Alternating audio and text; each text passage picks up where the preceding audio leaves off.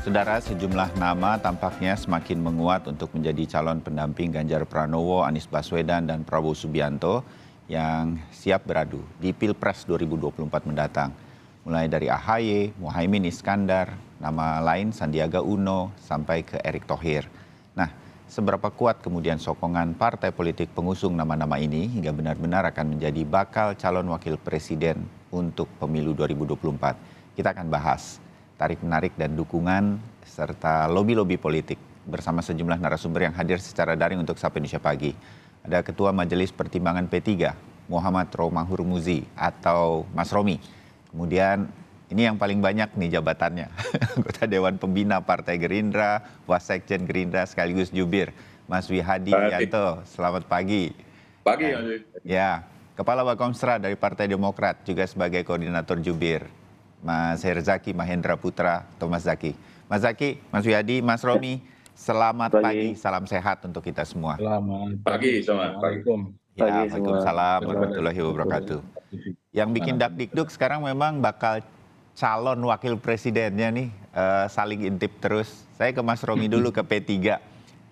Sampai detik ini, seberapa yakin P3 bahwa Sandi Uno itu akan dipilih oleh Ganjar Pranowo? Kesebut terus sama Ibu Puan atau Mbak Puan, Mas Romi. Ya, begini Mas Bayu dan pemirsa Kompas TV dimanapun. Mas Sandi ini adalah sosok yang memang secara kualifikasi sudah memenuhi syarat sebagai calon wakil presiden ya. Karena memang beliau ini sudah pernah juga berlaga di tahun 2019 yang lalu, artinya bukan kaleng-kaleng kalau istilah anak sekarang. Ya. Karena memang sudah terbukti track record-nya dan beliau juga seorang yang bisa melengkapkan kebutuhan Pak Ganjar karena beliau secara teritori juga berasal dari luar Jawa, track record-nya juga bersih, pengalamannya ada, apalagi sekarang menjadi salah satu menteri di kabinet, sehingga memang menjadi pasangan yang pas dengan Mas Ganjar ini. Apalagi chemistry-nya itu sudah semakin menyatu karena mungkin salah satu nama yang muncul dan paling banyak berduet dalam beberapa acara dengan Mas Ganjar dalam beberapa pekan terakhir. Iya, paling sering Masuk ketemu nih. di Tanah Suci juga bareng begitu. Kemudian di Indonesia kemarin terakhir hari Minggu juga berkegiatan dengan Pak Ganjar di Bogor. Jadi memang kalau ditanya optimisme ya P3 sangat optimis kalau calon yang kita sodorkan di Rapimnas tanggal 17-18 Juni yang lalu, yaitu Pak Sandiaga Uno, insya Allah adalah calon yang tepat. Apalagi ketika kita berbicara hari ini pilihan langsung, elektabilitas Pak Sandi itu termasuk top 3 di antara nama-nama cawapres yang muncul. Nah mungkin yang dua lainnya itu pun juga bukan nama yang memang secara chemistry selama ini merupakan calon yang diduetkan dengan Pak Ganjar, itu mungkin dengan pasangan yang lain. Jadi memang secara keseluruhan tinjauan terhadap Pak Sandi ini kami yakini memang sangat cocok untuk dipasangkan dengan Mas Ganjar. Itulah kenapa P3 tetap menyodorkan nama Pak Sandi dalam berbagai kesempatan dan alhamdulillah ini juga merupakan bahagian dari ikhtiar kami untuk mencari pemimpin yang terbaik untuk Indonesia ke depan. Oke, ya. Mas Zaki, kalau saya sempat berpikir, juga teman-teman kita itu berpikir, wah ini nunggu Pak Anies pulang dari Tanah Suci akan segera diumumkan begitu. Dan akan menjadi koalisi pertama yang mengumumkan calon wakil presiden. Tapi belum juga. Dan ini nggak apa-apa bagi Demokrat, atau Demokrat tetap berharap bisa segera. Dan tentu saja mudah-mudahan yang diumumkan Mas AHY, Mas Zaki. Ya, Masih Mas yakin Bayu, nih bahwa Mas AHY juga akan menjadi pilihan? Ya, makasih Mas Bayu. Pertama yang ingin kami sampaikan, bagaimanapun apa yang kami sampaikan di bulan Juni lalu lebih kepada sebagai bentuk penyampaian aspirasi dan juga harapan dari masyarakat yang menginginkan adanya perubahan. Mereka ingin agar segera ada pilihan cawapres itu bisa diumumkan, lalu tim pemenangan segera dibentuk, sehingga konsolidasi ke akar rumput itu bisa segera dilakukan gitu. Nah, itu sudah kami sampaikan ke Mas Anies juga dan juga kami sampaikan bagaimana pendalaman dan perhitungan yang kami lakukan bagaimana agar Mas Anies itu elektabilitasnya bisa cross melewati calon-calon lain. Nah, salah satunya itu adalah bagaimana bisa konsolidasi, karena ini bisa menimbulkan efek ini, psikologis ya, efek psikologis, efek kepastian, lalu juga, penguatan di internal gitu dalam Oke. konteks, koalisi. Karena kalau masih satu kan satu nih gitu, tapi kalau udah capres-cawapres kita jelas, tim pemenangannya jelas, ini udah tidak ada lagi nih yang ditunggu, apalagi nih yang ditunggu, kan begitu. Ya. Kira-kira yang ada hanya tinggal ngegas aja. Hmm. Nah, itu sudah disampaikan semua, Mas Anies juga sudah mengamini, sudah diskusi panjang juga berulang kali dengan Mas Ahaye, bahkan juga ada sempat ketemu dengan Pak SBY ya. Ya. Dan kita sampai dengan saat ini komunikasi terus kita jalin, ini cawapresnya sudah ada sebenarnya yang kami tahu ya, informasi yang kami dapat dari Mas Anies itu sudah ada di kantongnya Mas Anies, tinggal waktunya saja. Nah, waktu ini yang kami lagi, menghitung nih gitu, lagi Oh, kami dalami apakah saat yang tepat adalah di minggu-minggu ini, ataukah misalnya katakanlah di Agustus. Nah, ini kita masih cermati terus. Karena kalau dari Demokrat kan menghitung, 6 bulan ini minimal gitu. Beda Oke. misalnya kalau Mas, Romi misalnya ya, menyampaikan Bang Sandi itu kan, sudah pernah jadi cawapres, sudah tinggi sekali popularitasnya, sehingga mungkin tidak perlu waktu lama nih gitu, dalam konteks Mas Ganjar mengumumkan di November pun 3 bulan waktu yang cukup nih untuk mensosialisasikan seperti apa pasangannya, Mas Ganjar gitu. Lalu Oke. kedua, kelebihannya adalah programnya nih dalam konteks kalau bicara mengenai bagian dari pemerintahan saat ini, ya tinggal sederhana menyampaikan, "Loh itu loh program pemerintah saat inilah yang akan kita lanjutkan," kan begitu. Tapi kalau misalnya perbedaannya dengan perubahan, dengan kami, ya tentu masyarakat kan banyak yang bertanya, "Seperti apa Oke. ini perubahannya? Lalu sosok wakilnya ini pas atau tidak nih? Ya. Atau ini perubahannya jangan-jangan kentang nih? Tanggung aja nih gitu perubahannya nih kan, satu di Oke. sini kakinya, satu kaki di sana." Nah inilah yang kami, misalnya yang menjadi pemikiran-pemikiran yang kami sampaikan pertimbangan ini kepada, Mas Anies. Kalau bicara mengenai optimisme begini, Hmm. kalau bicara Mas Ahaye ya kita pelajari kriteria, 5 kriteria itu dan ditambah kriteria terbaru nih, yang sangat menarik itu adalah kriteria nol, versinya Mas Anies itu, bebas dari masalah dan berani. Kalau kita Oke. bicara bebas dari masalah ya Mas Ahaye kan sama sekali tidak punya masalah ya, apa nih, kasus apa yang mau dikenakan pada Mas Ahaye, kan tidak ada, itu satu. Ya. Yang kedua masalah keberanian, sejak memimpin Partai Demokrat 2020 jelas dan tegas, beliau punya keberanian yang lebih di atas rata-rata bagaimana menyampaikan kritik, mau didesak, mau diapapun sama yang lain, ya pilihannya kita terus maju ke depan, memperjuangkan perubahan. Dan pemerintah ini kan kita apresiasi kalau ada hal yang baik, tapi pada saat ada yang kurang pas, ya Ya. kita kritik gitu. Ya. Bahkan berhadapan dengan Muldoko aja kita hadapi ini gitu ya. Meskipun sampai ini kita juga masih, ada apa ini kok masih dibiarkan melenggang kangkung ini. Pak Muldoko ini kan kayaknya nggak Oke. punya etika, nggak punya kepantasan, tapi masih terus jalan, apa ini maksudnya. Ya. Nah itu yang bisa kami sampaikan, secara Terbayang. kapasitas, kapabilitas, Mas Ahaye menurut kami punya kompetensi yang jauh ya, Ya. di lebih dari standar yang diharapkan, kriteria juga masuk, konsolidasi juga kuat, bicara mengenai partai saat ini Demokrat berbeda nih. Ya. Sebelum Mas Ahaye memimpin dan setelah Mas Ahaye memimpin kita bisa rasakan betul baik di dalam maupun di luar gitu bagaimana soliditasnya, terasa. Oke. Dan yakin, melihat segmen tadi, bicara kan Jawa Timur, Jawa Tengah, ya Mas Ahaye ini kan putra Jawa Timur gitu. Demokrat juga kuat ini di Jawa Timur ya, kita bicara Mataraman, kita bicara Tapakuda dan sejenisnya. Adalah ini kader-kader Demokrat, pendukung-pendukung Demokrat, meskipun, basisnya bukan basis, agama ya di kami, Ya. kami nasionalis religius, tapi bolehlah bersaing dengan teman-teman, PKB, PDIP ya, juga dengan teman-teman P3 maupun dengan teman-teman Gerindra. Itu dari kami, Mas. Oke, iya Mas Zaky, terbayang bagaimana kemudian Demokrat punya alasan khusus agar ini bisa segera kita mengerti. Terakhir memang saya ingin tanya ke Mas Wiyadi untuk Gerindra. Gerindra sendiri ini masih tetap Pak Prabowo nih. Kapan deklarasinya Pak Prabowo? Koreksi saya juga Mas Wihadi, kalau Pak Prabowo tampaknya jaga-jaga juga atau gimana, kok nggak deklarasi sih sebagai calon presiden? Dan kalau deklarasi itu pasti sama Gus Imin ya, Mas Wiyadi? Sebenarnya kalau kita bicara masalah deklarasi calon presiden, sebenarnya secara langsung kita sudah lakukan pada saat kita rakernas, bahwa ya waktu saat itu juga ada PKB juga hadir, ya kan? Dan kita mengatakan bahwa di situ Pak Prabowo sebagai calon presiden itu sudah jelas, dan PKB sendiri juga sudah tahu bahwa calon presiden daripada koalisi Gerindra dan PKB itu adalah Pak Prabowo. Jadi Jadi tertutup kemungkinan Pak Prabowo bakal jadi bakal cawapres dari capres yang lain. Ini udah tertutup ya? Sudah tidak. Itu kan sesuai dengan amanat Rakernas dan kemudian dengan ini semuanya sudah Munas juga sudah mengatakan bahwa Pak Prabowo sebagai calon presiden. Dan itu juga dengan PKB sudah clear Pak Prabowo sebagai calon presiden. Oke. Nah, wakilnya udah pasti sama Gus Imin? Ya, sampai saat ini karena Gerindra dengan PKB itu sudah berkoalisi, maka calon wakil presiden itu ada pada Caimin sebagai ketua partai daripada PKB. Jadi saya kira bagi kami calon wakil presiden pun juga sebenarnya sudah terbayang bahwa di sini karena memang koalisi kita adalah dengan koalisi PKB ini sudah 11 bulan.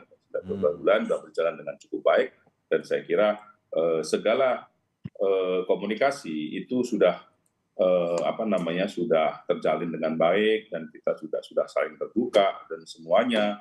Jadi apapun yang dilakukan oleh PKB dan dilakukan oleh Gerindra itu selalu dikomunikasikan dan saya kira dalam 11 bulan ini boleh dikatakan semuanya saling mengerti mengenai masalah posisi saat ini dan kondisi saat ini sehingga tetap bahwa calon wakil presiden kan dari koalisi kami tetap terbesar adalah Caimin yang menjadi calonnya.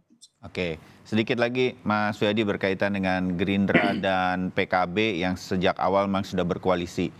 Kemarin waktu Harla PKB sempat disebut yakin benar tuh Mbak Puan bahwa ini Caimin juga disebut begitu untuk bakal calon wakil presidennya Ganjar Pranowo dari PD Perjuangan. Mengkhawatirkan bagi Gerindra? Bagi kami itu suatu hal yang biasa karena kan kalau kita lihat dari dari 10 nama menjadi 5 nama itu kan bagaimana menjaring putra-putra terbaik yang mungkin diberikan kepada pihak Ganjar yang menjadi cawapresnya, tetapi kan bahwa Caimin sendiri mengatakan bahwa sudah ada kesepakatan kami dengan Gerindra dengan PKB itu juga menjadi suatu hal yang sudah secara perjanjian juga sudah ada. Saya kira semuanya tahu posisi dan kondisi, makanya saya katakan tahu posisi dan kondisi itu seperti itu. Jadi saya kira kalau PDIP mencalonkan itu berarti kan memang pilihan daripada Gerindra kan berarti tidak salah karena PDIP PD Perjuangan aja dengan Ganjar aja juga mencalonkan Caimin sebagai calon wakil presidennya. Berarti kan calon wakil presiden yang ada di koalisi yang ada sekarang di Gerindra ini kan cukup qualified gitu. Ya, kalau memudahkan kita semua terutama pemirsa Sapa Indonesia Kompas TV ya Mas Wiyadi, Jokowi efek nih. Disorong terus tampaknya nih sama Pak Jokowi, Prabowo, Erick Thohir begitu. Terutama kemarin kita berkunjung ke PT Pindad di Kabupaten Malang. Saya kira itu kalau ini nggak akan kemudian membuat misalnya pilihan-pilihan ini untuk Gerindra dan Pak Prabowo jadi ada terbuka juga ke arah sana. Dan bagaimana dengan PKB?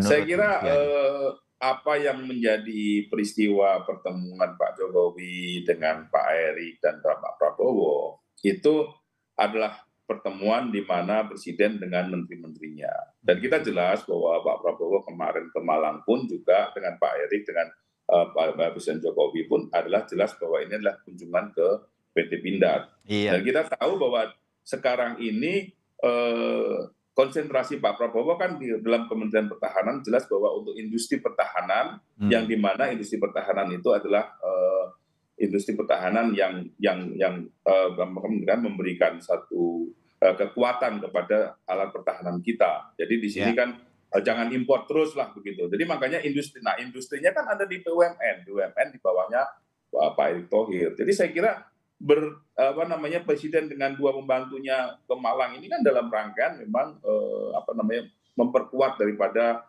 sistem pertahanan kita dengan industri pertahanan kita. Jadi satu hal yang feel-nya Mas Wihadi kalau Gerindra itu feeling aja lah ya Mas. Anda ada di belakang layarnya juga. Pak Prabowo ini akan lebih ke yakin sama Gus Imin sudah gitu atau masih bisa menerima yang lain seperti Erick Thohir? Saya kira semua permasalahan itu kan sudah jelas bahwa kami ini sudah melakukan perjanjian dengan PKB dan sudah berkoalisi dengan PKB. Ya. Jadi calon wakil presiden itu ada, kalau calon presidennya sudah ada di Pak Prabowo, maka hak calon wakil presiden adalah di Caimin. Oh. Ya kan, begitu kan? Ya. Nah, jadi semuanya ini, ya kan, penentuan itu semuanya adalah bagaimana ditentukan bersama-sama antara Pak Prabowo dan Gus Muhaimin. Nah, kalau sekarang sudah jelas bahwa Pak Prabowo-nya presiden, maka bagaimanapun juga calon wakil presiden itu adalah ada di hak yang golden ticketnya ada di Caimin, ya. Kan begitu. Kecuali jadi, keduanya, ini kalau di kami hubungannya udah clear sebenarnya. Iya, kecuali keduanya memang punya kesepakatan yang lain dan sama-sama clear mengenai pilihan nanti untuk siapa bakal calon wakil presidennya. Paling kompak tampaknya koalisi ini ya. Begitu ya, Mas Wiyadi? jadi makanya saya katakan ini kan tergantung dari situasi dan kondisi. Oke. Gitu kan. Karena masih lama juga kita Oktober gitu kan. Iya. Oke, kan? Saya ke Mas Romi sedikit. Pengen tahu, kemarin ada survei dari beberapa lembaga survei, Erick Thohir menanjak nih sebagai bakal calon wakil presiden dalam beberapa survei, mengalahkan Ridwan Kamil dan Sandi Uno. Berarti ini kan juga membuat pilihan Ganjar Pranowo juga harus melirik hasil survei ini. Karena pun bagaimana dengan segala lebih dan kurangnya, survei juga adalah realisasinya nanti selama ini udah cukup terbukti ya memang pilihan masyarakat di sekitar itu. Nggak khawatir Mas Romi bahwa ini juga akan menjadi pesaing kuat dari 5 nama, ada nih nama ini, ada Erick Thohir dan juga ada Sandi Uno. Bahwa ini akan membuat pilihan Ganjar Pranowo juga belum yakin betul nanti terhadap Sandi Uno yang diajukan P3. Mas Rom? Jadi begini Mas Bayu, sebenarnya kami ini P3 ya, Pak PLT Ketum, Pak Mardiono, saya, itu sudah sejak bulan November tahun lalu bicara dari hati ke hati dengan Mas Ganjar. Dan pada waktu itu Mas Ganjar jauh sekali dari waktu beliau sudah ditetapkan sebagai calon presiden.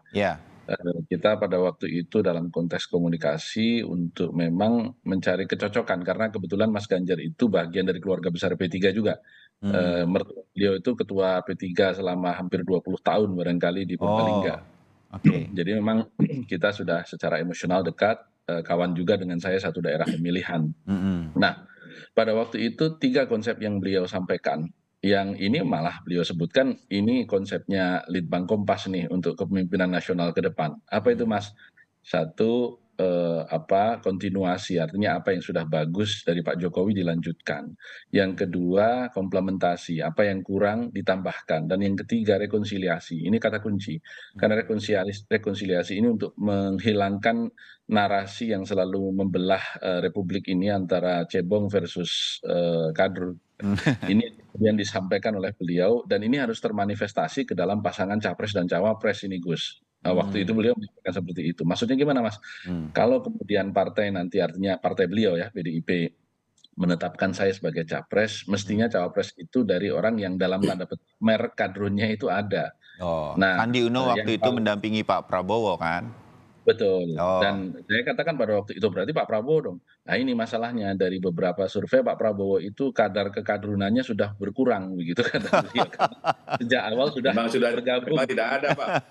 Sudah tidak ada karena sudah bergabung dengan Pak Jokowi sejak awal. Kalau Pak Sandi kan belakangan jadi masih ada begitu. Nah harapannya memang kalau dua pasangan ini bersatu itu juga akan secara teritorial tadi Jawa luar Jawa terpenuhi dan juga sudah setelah 24 kita tidak lagi mengenal terma kadrun, tidak lagi mengenal terma cebong karena terlalu banyak persoalan yang harus diatasi dibanding sekedar bangsa ini. Nah, jadi pembicaraan tentang Sandi ini sudah sangat jauh dan sudah sangat lama dan konsisten yang disampaikan Pak Ganjar tentang hal ini. Dan itulah kenapa kemudian P3 akhirnya menetapkan Pak Sandi juga. Jadi bukan tiba-tiba sebenarnya. Hanya tentu pada akhirnya kita berbicara tentang para ketua umum yang nantinya akan memutuskan karena kami juga memiliki ketua-ketua umum yang lain di dalam koalisi ini yang akan duduk bersama memutuskan. Sebagai praktek dalam tahun 2019 pun sebagai pelaku sejarah pada saat itu saya menjalankan para ketua umum itu pada akhirnya akan duduk bersama di satu saat di satu ruang untuk kemudian menyampaikan, oke, siapa yang Anda ajukan masing-masing, kemudian kalau sama ya ditetapkan, kalau berbeda tentu masing-masing memiliki alasan dan kita musyawarahkan. Oke, menarik Mas Romi. Insight Anda bahwa ini sudah terjadi pembicaraan antara Mas Ganjar dengan Mas Sandi Uno. Kita lihat nanti seberapa kemungkinan ini kemudian makin terwujud, karena kan masih bisa saja terus berubah. Kita berbincang sebetulnya ini lebih kepada kapan akan diumumkannya, begitu ya Mas Zaki ya? Dan menurut tebakan saya sih Koalisi Perubahan akan lebih dulu nih. Dan memang yang paling ditunggu sama kubu lain yang kita bisa sebut kubu yang sudah mendukung pemerintah adalah Koalisi Perubahan. Yang paling ditunggu siapa ini bakal calon wakil presidennya. Dan ini akan segera atau bahkan Partai Demokrat pun belum tahu ini kapan akan diumumkan, Mas Zaki. Ya, kalau dari kami ini sudah jelas ya, sudah tuntas sebenarnya kalau bicara mengenai cawapres Koalisi Perubahan. Ya. Mandatnya sudah diberikan kepada Mas Anies Baswedan dan tim 8 juga sudah dalam konteks membahas mendalam dan sudah ada opsi nama yang saat ini sudah di Mas Anies Baswedan. Jadi Mas Anies lah yang akan nanti tepatnya mengumumkan. Masalah waktu aja ini. Masalah waktu kan ini masih didiskusikan, ada yang menyampaikan di ujung saja, ada yang menyampaikan bahwa seperti kami misalnya 6 bulan itu adalah lebih cepat, lebih baik bagi Demokrat. Iya, karena perhitungan kami kan tadi sama, kalau ini kan mohon maaf, kalau Mas Anies ini surveinya 40%, 50%, ya November pun oke kami gitu. Ini kan versi kami nih gitu. Tapi sayangnya kan kondisi saat ini ya, terlepas tadi yang disampaikan Mas Bayu juga, apapun kurang lebihnya survei itu ya tetap ini kan sebagai salah satu masukan juga bagi kita ya, indikator juga kita lihat. Ya ini perlu jadi pertimbangan, situasinya Mas Anies saat ini meskipun 3 besar masih agak tertinggal nih gitu. Bagaimana bisa cross ya, konsolidasi di dalam ini harus makin diperkuat. Karena itulah Mas Ahaye sejak beberapa bulan lalu sudah minta menekankan kepada kader, ayo kita bagaimana konsolidasi bisa dilakukan sampai ke tingkat RT RW. Karena apa? Nanti biar tinggal disinergikan kalau udah jadi.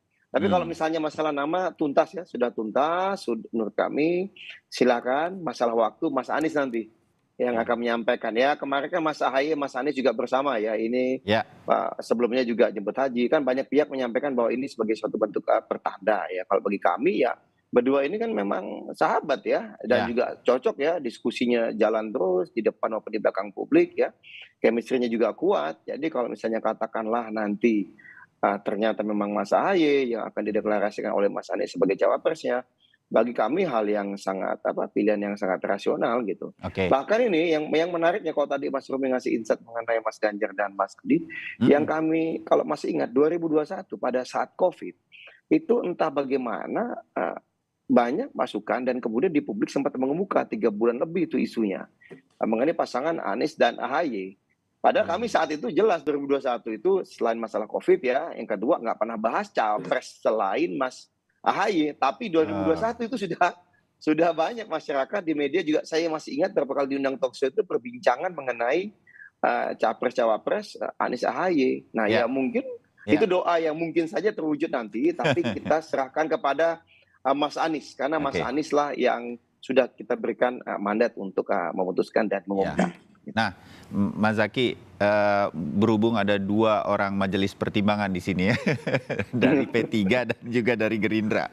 Pagi ini saya angkat jadi majelis pertimbangan Pilpres 2024 lah ya. Mas Romi, boleh nggak kita menebak bahwa Anies Baswedan bakal sama Ahaye ini, begitu? Mas Rom? Ya, itu tentu terserah kepada Koalisi Perubahan ya. Cuman kalau boleh saya berpendapat sebenarnya itu sudah putus secara politik. Karena kenapa? Koalisi Perubahan ini kan tanpa Demokrat tidak akan menjadi koalisi. Jadi istilahnya itu nanti yang akan menandatangani di KPU itu kan 3 ketua umum itu, Pak Surya Paloh, Ketua Umum PKS, dan juga Mas Ahaye sebagai Ketua Umum Demokrat. sepakat. Ya kalau nggak dicalonkan jadi wakil presiden tinggal nggak datang tanda tangan nggak jadi koalisi itu. Jadi sebenarnya daya tawarnya itu sangat mutlak kalau saya bilang. Ya. Mau yang 2 ketua umum lain bilang nggak suka, ya sudah, kalau nggak suka ya sudah, saya mohon maaf.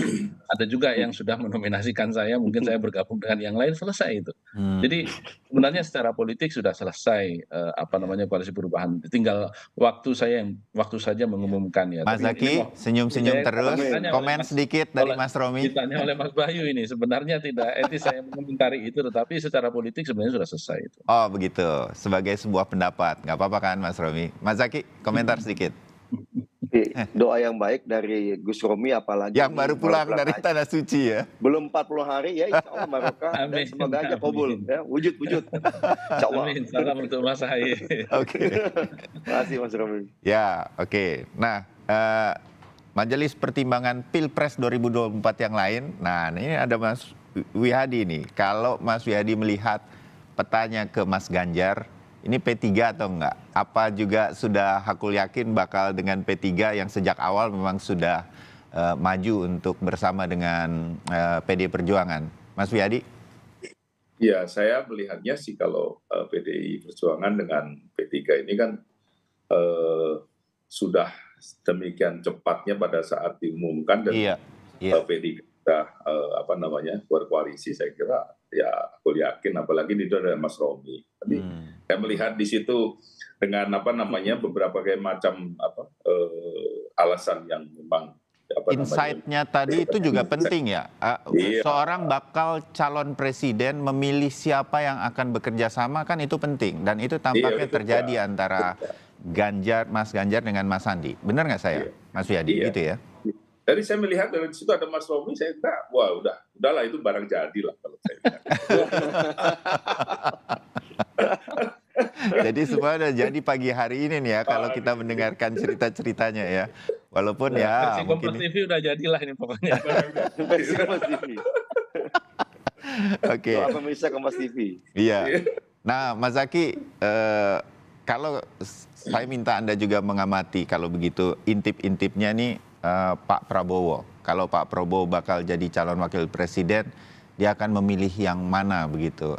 Tentu diserahkan kepada Gus Imin, Muhaimin Iskandar. Tetapi apa yang akan menjadi pertimbangan? Kalau boleh sebutlah menebak sebagai intipan, koalisi perubahan mengintip kubu Gerindra dengan PKB, siapa yang akan menjadi bakal calon wakil presidennya Pak Prabowo? Mas Zaky. Nah, ya kalau sebenarnya kita biasa tidak mengomentari koalisi lain ya. Kalau di Demokrat itu apalagi partai lain, tapi nggak apa-apa, ini kita coba aja meminjam izin Gus Romi ya, kita meminjam logikanya Gus Romi gitu. Jadi kalau meminjam logikanya Gus Romi ya Pak Prabowo tidak bisa belayar tanpa PKB atau Caimin gitu. Dan kita lihat Caimin juga masuk dalam radar survei ya, bahkan terakhir dengan Mbak Puan juga masuk nih dalam cawapresnya Mas Ganjar. Jadi kalau saya lihat sih begitu kira-kira. Tapi memang kalau melihat bolak-balik, lihat Pak Jokowi bersama Pak Prabowo dan Pak Erik jadi agak bingung juga nih gitu. Yang mana nih gitu ya kan. Tapi ya bagaimanapun kita harapkan yang terbaik lah semua, karena bagaimanapun 3 koalisi ini kan pasti ingin yang terbaik untuk bangsa dan negara ini.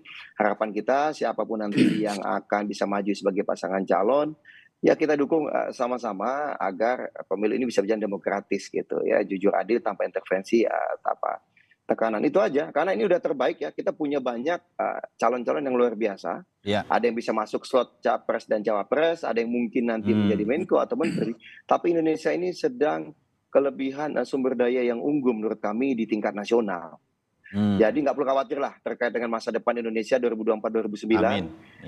Siapapun capres-cawapresnya, janganlah khawatir nanti ujung-ujung pembangunan akan mandek atau tidak gitu. Kalau dari kami, Koalisi Perubahan, kami menjamin ya Mas Anies akan memimpin ini, akan melakukan akselerasi atas apa yang sudah dilakukan oleh Pak Jokowi. Seperti halnya Pak Jokowi juga sudah melakukan kemajuan ketika dibandingkan era Pak SBY. Begitu juga ketika Pak SBY melakukan kemajuan dibandingkan era Bu Mega. Jadi pasti itu akan kita lakukan. Ya perubahan itu kan untuk perbaikan, bukan untuk kemandekan atau kemunduran.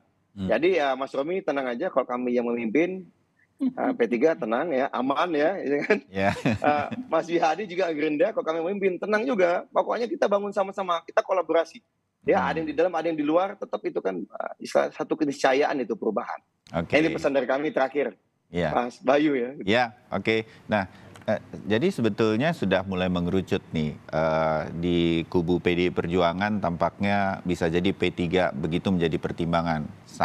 Kita mendapatkan insight dari Mas Romi, Mas Ganjar tuh udah pernah hati ke hati sama Mas Sandi. Mungkin ini bukan ya dengan kan? Mas Sandi, dengan Pak PLT Ketum, dengan saya pada waktu itu. Oh, pada waktu itu, dan disebutlah nama itu sebagai bagian ya dengan nama Sandiaga Uno. Oke, mungkin ini akan menjadi pertimbangan khusus. Jadi udah mengerucut ke sana. Pertimbangan lain kita serahkanlah kepada PDI Perjuangan. Di Gerindra juga begitu. Kalau boleh menyebut, tinggal ada 2 nama dari sekian banyak bakal calon wakil presiden ya. Menurut saya, seperti saya setuju Mas Zaky, kalau nggak Caimin ya tinggal Erick Thohir begitu, yang terus tampaknya terus didorong oleh Pak Presiden begitu. Nah, di Demokrat udah aku yakin Gus Romi tadi, dan jadi doa ini gitu kan. Nah, tinggal apa yang membuat kapan ini akan kemudian menjadi pertimbangan, kalau boleh saya ingin tahu, terutama kepada Gus Romi ya di P3. Juga begitukah ini bisa segera lebih cepat lebih baik diumumkannya bakal calon presiden, bakal calon wakil presiden? Mas Romi dulu. Saya jawab tidak ya, karena memang kita tidak akan umumkan dalam waktu dekat, dan itu juga sudah menjadi kesepahaman antara Pak Mardiono dengan Bu Mega, sebagaimana disampaikan kepada kami tentunya, karena yang berkomunikasi. Alasannya, Mas Romi? Karena memang kita juga melihat bahwa masih ada satu koalisinya, terutama dari Pak Wihadi itu, yang belum diumumkan secara resmi untuk berangkat sebagai capres. Jadi kenapa kita harus mengumumkan cawapres, sedangkan capres yang lain saja belum diumumkan secara resmi oleh koalisinya. Kalau koalisi perubahan mengumumkan lebih dulu, ini akan mempengaruhi? Tidak, karena memang koalisi perubahan lebih awal mendeklarasikan capresnya. Kan udah tahun lalu. Kami kan baru-baru saja setelah Lebaran Idul Fitri begitu. Jadi tidak kemudian kita mengumumkan. Yang kedua juga kita menunggu Mas Ganjar ini kan nanti bulan September akan berhenti sebagai Gubernur Jawa Tengah. Sehingga memang lebih leluasa, dan kita juga melihat insya Allah kan akan ada performa lebih dari Mas Ganjar, karena hari ini kan beliau berkeliling itu untuk sosialisasi hanya di hari Sabtu Minggu saja, untuk tidak di hari kerja. Nah, kalau nanti kemudian ternyata Mas Ganjar bekerja lebih maksimal di bulan September, kemudian surveinya juga memiliki angka yang lebih bagus lagi, tentu akan juga berimplikasi kepada pilihan-pilihan cawapresnya, tentunya begitu. Apa yang Gus Romi anggap mengintip koalisinya Gerindra dengan PKB ini menjadi penting? Begini, secara teori tracking survei itu sejak tahun 2004 kita memiliki tradisi survei.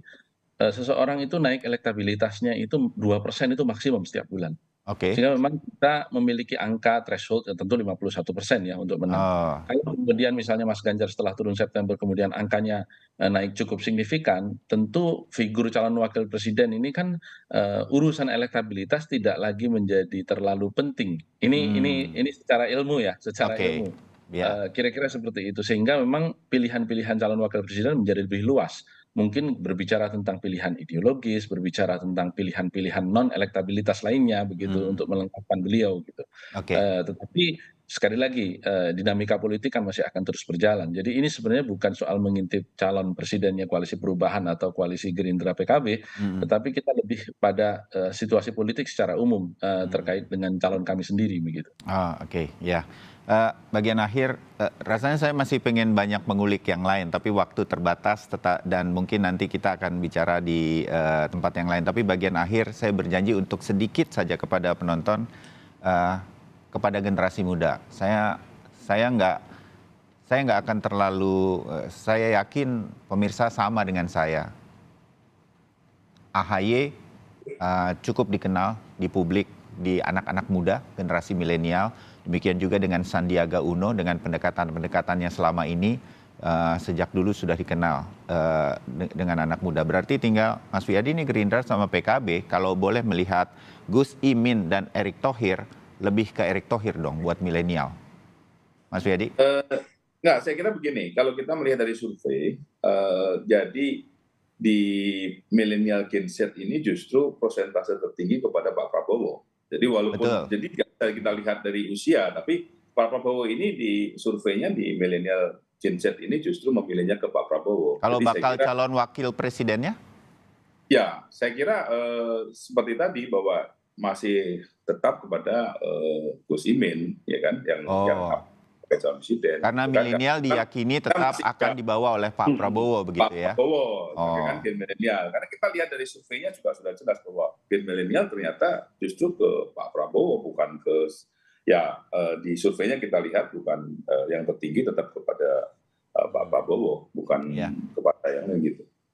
Saya kira itu sudah jelas, jadi kita tidak perlu membanding-bandingkan dengan calon wakil presidennya, tetapi masing-masing mempunyai kesukaan masing-masing kalau kita lihat daripada survei yang ada itu. Oke, ya.